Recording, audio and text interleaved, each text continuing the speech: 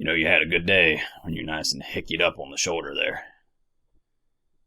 That ain't from love making. Hey there, viewers. Tanner here.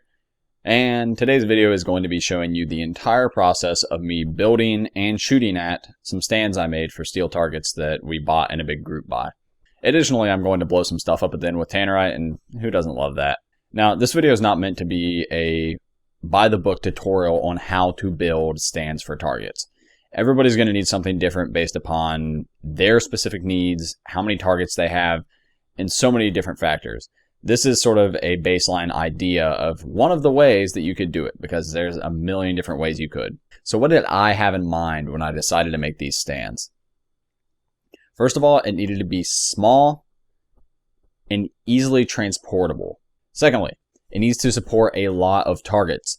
We bought almost a dozen targets. I think we bought 9. We already had 2 or something like that, or maybe the final count's 9. Regardless, we had a lot of targets, and I needed to be able to easily hang them all up and take them all down without it being the biggest pain in the ass ever. Because nobody wants to spend all of their time setting up when they could be spending all that time shooting. Lastly, I want it to be easily and reasonably reparable.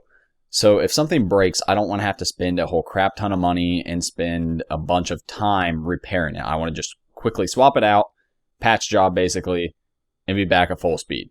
Now that I've shot at the targets, I'm also going to be talking a little bit about what I would have done differently during the build process. So if you're thinking about building and you need some advice, or you think that maybe you aren't 100% sure, this is a good baseline on maybe what you shouldn't do to avoid running into some of the same issues that I did. Don't forget, stick around, we're blowing shit up. I chose to use wooden 2x4s as the base for the targets, but I found that wood can be a problem because when the bullet splatters off the metal targets, it causes shrapnel to stick inside the wood. So if you know how to weld, it might be worth it to make these out of metal instead. First thing I do is cut the 8-foot 2x4s in half. I made 4 of those to make a single stand, and then I made 8 2x4x6s to make 2 more of the bigger stands, or maybe it was 10 of them. I don't know, it was a lot.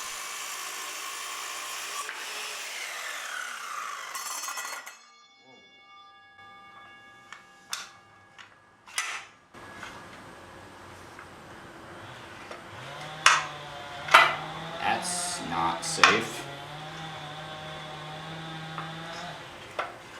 Holy shit. I don't know what the fuck just caused that, but the guard didn't snap back after I finished my cut.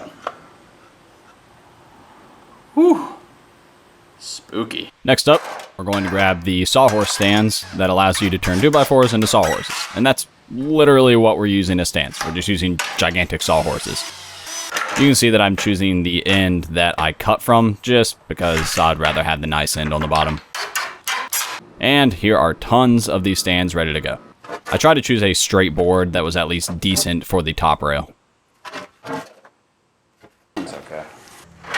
Setting this up by yourself is actually kind of a pain in the ass, so if you have a partner, it would definitely help, but I managed to make it work, right? First thing I do is measure the entire length of the board, which is about 96 inches. I know I have 5 plates, so I cut it into 5 sections, not including the ends where the Sawhorses are. Then I cut each of those sections in half. 9 inches, 6.5.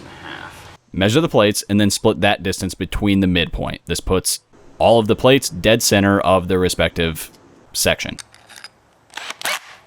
Drill your holes.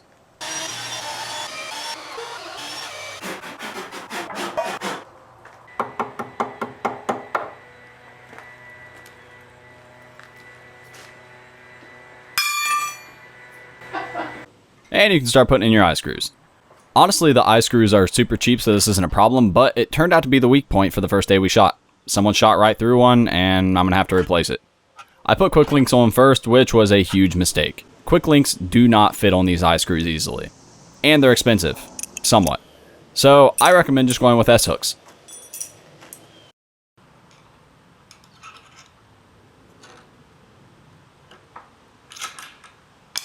I used S-hooks on the smaller 8-inch plates, and they worked wonders. They didn't even come off once, and those were the plates that got rocked the hardest. This is the torso target. I made a couple of these so we can move the torsos independently. It's just the end of one of the 8-footers that I cut off of the 6.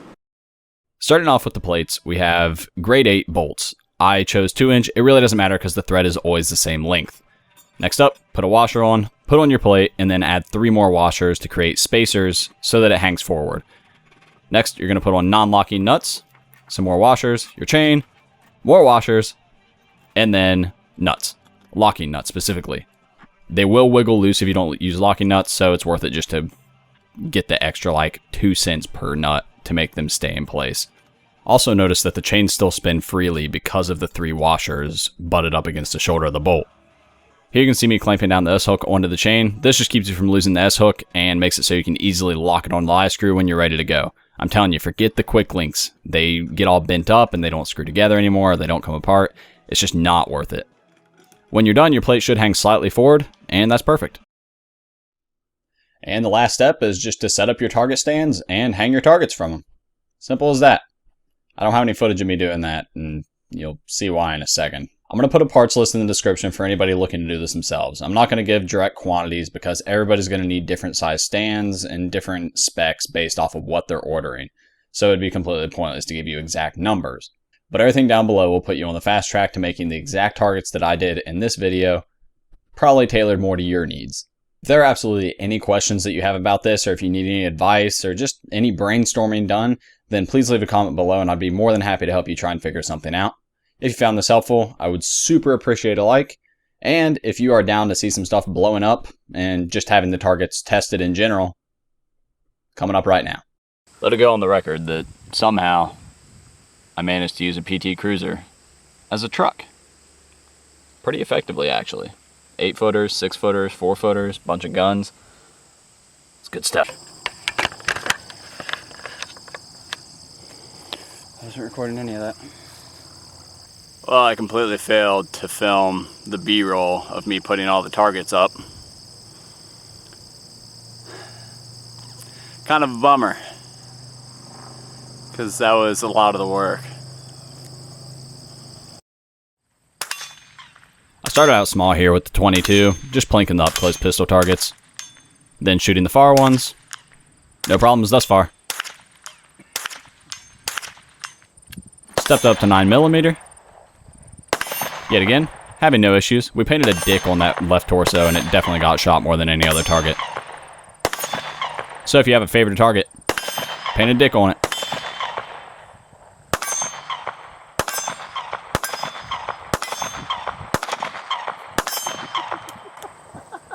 What? Fucker? Was the ejection hitting you? Yeah. Well, Fumble. it took a poop. Fucking went to cock it and the mag fell out. For a second I couldn't even see the torso out there. It didn't even fucking exist. I was like, we gotta repaint Oh my that one god, it pink, looks or- invisible. Thank you so much. Oh. You bastard.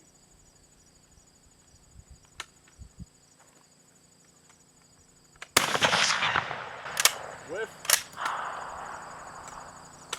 Oh, That was awesome. the echo in the distance. that like Beautiful. 4-second crash. Shook the whole stand. Oh. The K31 is such a beautiful rifle, and it is strong.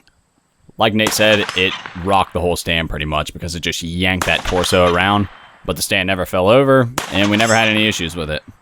We were all very impressed by the performance of the stands.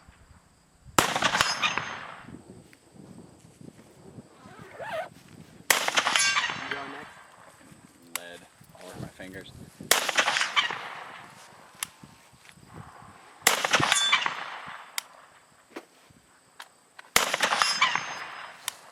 But yeah, that's it.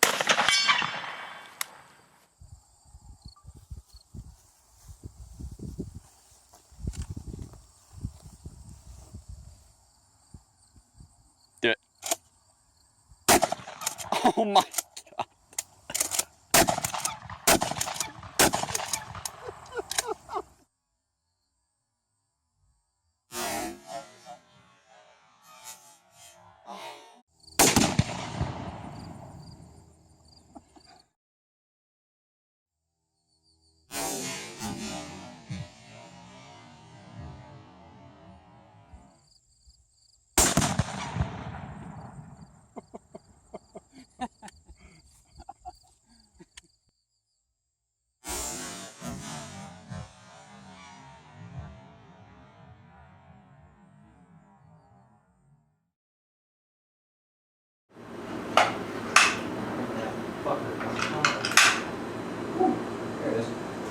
I found the culprit.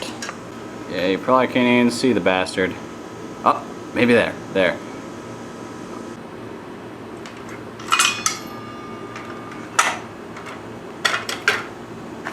A couple years ago, I was doing a closet.